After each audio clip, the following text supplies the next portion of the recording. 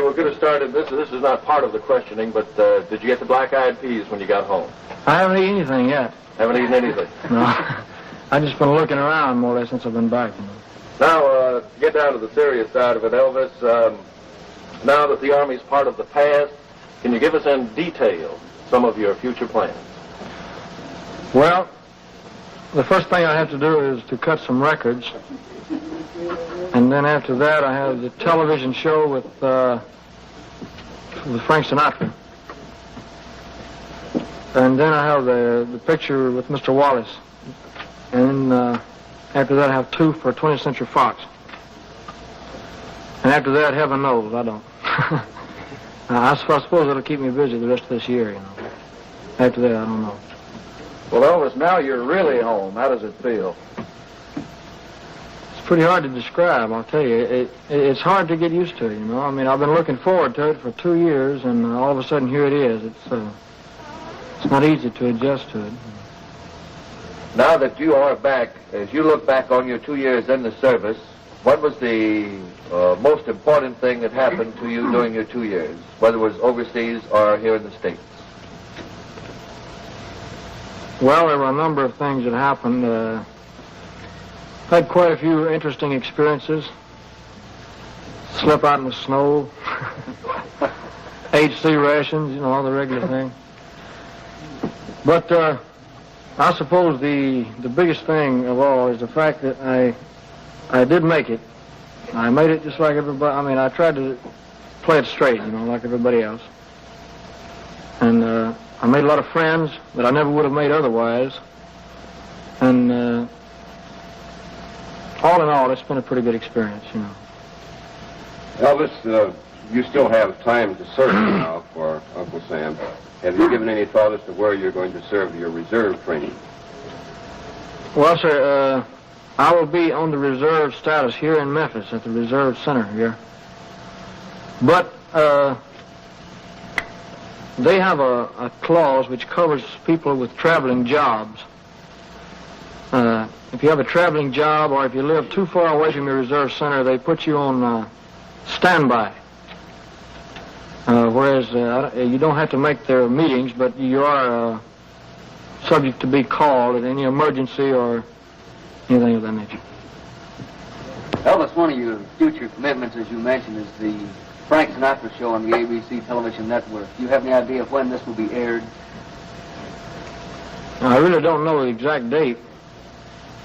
I would imagine it's somewhere around the 1st of May. If you'll forgive me, I have one other part to my question. We understand, speaking of Frank Sinatra, that there has been some rumor about Nancy Sinatra and yourself. Is there a romance in the making here? No, sir, I'm afraid not. I only met her in Fort Dix. And she gave me a gift from Frank. And it was very brief. I think she's engaged to Tommy Sands. I don't think he would appreciate that. Thank you very much. Elvis, you think the music has changed since you've been out of the service? I mean, since you've been in the service? Possibly, yes. I can't say, really. I haven't been here long enough to even know. Excuse me. The only thing I can say is that if it has changed, well, I would be foolish not to try to change with it, you know. But as of now, I have no reason to change anything. As to your acting, you have stated you would like to be a more serious actor. And do you plan to possibly go to some school or some dramatic school? Well, it wouldn't hurt me any to go to school, but I learn best by experience. I never was very good in schools of any kind. And it's going to take me a long time and a lot of experience. But that is your ultimate ambition? But as at the present time, it really is. That's what I want to do. Elvis, you were asked about Nancy Sinatra. How about any romance? Did you leave any heart, shall we say, in Germany? Not any special one. There was a little girl that I was seeing quite often over there that her father was in the Air Force, and Actually, they only got over there about 2 months before I left. I was seeing her, and she was at the airport when I left. And there were some pictures made of her, but it was no big romance. I mean, the stories came out, the girl he left behind, and, and all that. It wasn't like that. I mean, I had to be careful when I answer a question like that. Elvis, in your service life, which did you find the most difficult, when you went into basic training, or when you got over into Germany, over with the experienced soldiers? Which gave you the hardest time? Well, basic training wasn't hard for me at all. It was harder afterwards, after I had gotten into a regular outfit. Not the service itself, but just the surroundings, and I was in a strange land, and the outfit I was in, they had quite a bit of field duty. We stayed in the field 6 months out of the year. And it gets cold in Germany. It snows quite a bit. And it was pretty hard to adjust to. One thing further on that, do you have any advice for the boys your age who are now going to have to put in a certain amount of duty in the service? Well, the only thing I can say is to play it straight and to do your best, because you can't fight them. They've never lost yet, you know? And you can't fight them.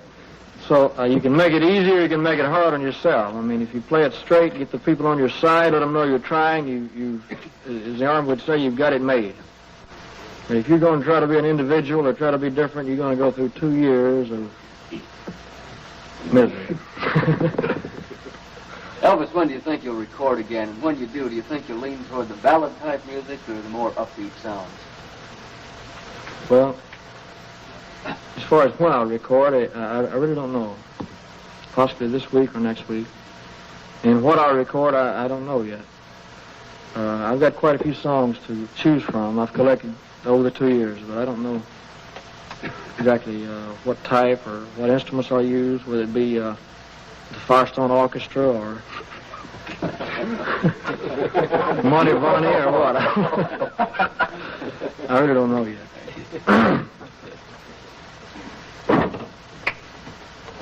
Shoot. Well, you said that at the train that that you wanted to get back to what you were doing, and of course that is singing and entertaining. And I take it from that you really enjoy what you're doing, or what you were doing before you went to service. Oh, yes, I do. In fact, that was the hardest part of the entire military service, is being away from it. Being away from the fans. Just being away from show business altogether. That was the hardest part of all. It wasn't the Army, it wasn't the other men. It was that. It stayed on my mind. I kept thinking about the past all the time, contemplating the future. And Elvis, that was the hardest part. We know your family status has changed since you went into service.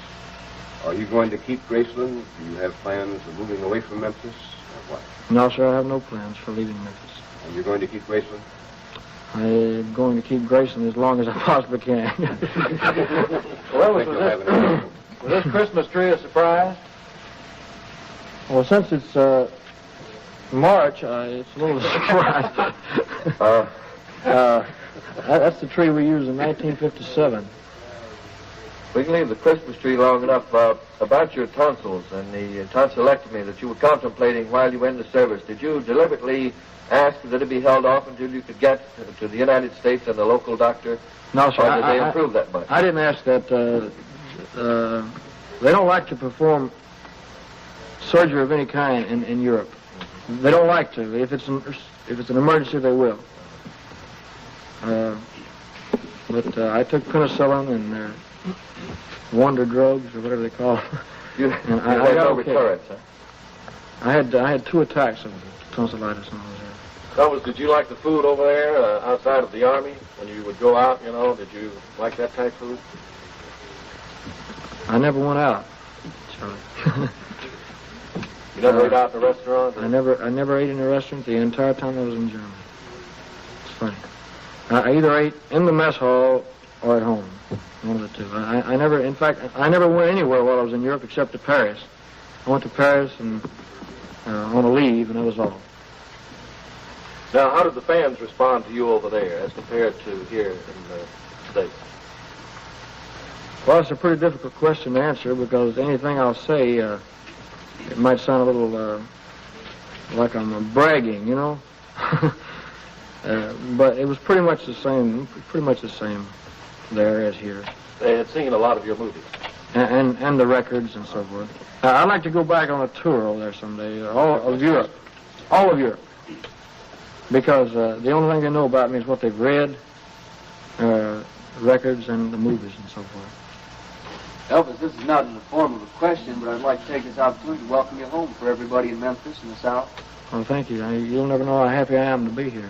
Somebody asked me this morning, what did I miss about Memphis? And I said, everything. I asked that question on the train this morning, and we used it several times. And you said, anything you mentioned about Memphis that I missed that much. Because I've been here for quite a while, about 14 or 15 years now. I pretty well know Memphis. I thought I did till I drove home. John, if you get any more now, I'll have to start charging you. Elvis had to feel to come all the way into the station on the train for the first time. Huh? Had to feel to come all the way to your destination on the train. You normally get over. I couldn't believe it. I couldn't.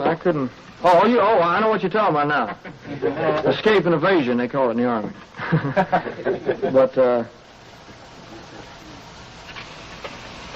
I don't know. I mean, I was hoping there'd be some, people there at the station. And I knew there'd be a lot of my friends there, personal friends. And I wanted to come into the station. I wouldn't have gotten off anywhere else, I mean, this time is different. If we'd only known that yesterday. How long do you think you will be back in Memphis recuperating or getting adjusted back to civilian life? I would say a couple of weeks. That's about all. Thank you. Okay, is that all? Everybody enough? Thanks, folks. Thank you, gentlemen.